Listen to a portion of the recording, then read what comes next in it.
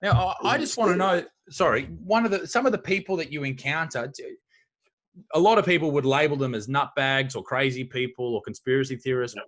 How do you feel about the people that are a part of your group there?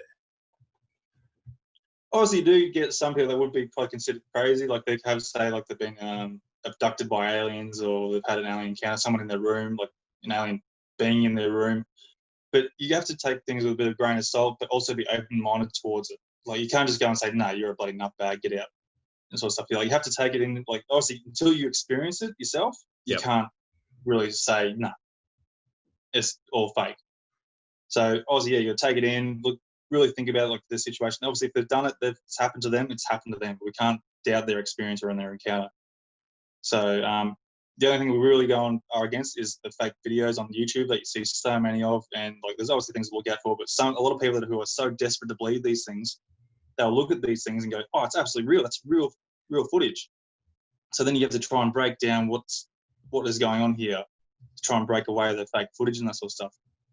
So yeah, like you're saying before, like people are desperate to believe, and they'll believe anything that they see in the sky or in videos and that sort of stuff. And you sort of try to educate them in a sense to go and really think hard about what they're looking at. Like, don't just assume that's going to be what it is. Think about it, break it down, try and think logically first before you go and make this big claim about something.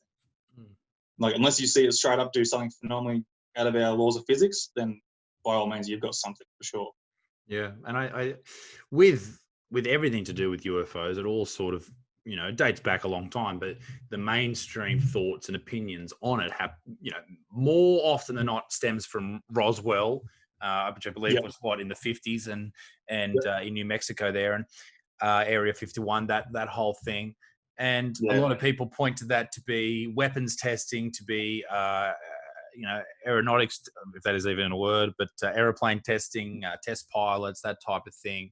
And then you talk to other people who say, yes, that is partially the truth, but they were reverse engineering craft. That's why they were so similar to alien craft. And what do you make of the whole Area 51 saga? Well, it's hard because, like, obviously Bob Lazar was the one who broke that open with George Knapp there with his interview with it, and that's what blew Area 51 out. No one knew about Area 51 until Bob Lazar came out with it. So, which is obviously a big thing back in the late 80s into the 90s sort of thing. So yeah, it's obviously one of those things like where people want to go, nah, he's just doing it for the bullshit money and all sorts of stuff. But the thing, he hasn't monetized on it. He hasn't, like, people have tried donating to him. He's like, no, I don't want the money. So yeah, it's sort of one of those things. They're like, well, if someone's not taking money on it, there's got to be somewhat of a legitimacy about it. And yeah, so I don't know, the Area 51 thing, it's mind blowing to think what they have been doing there.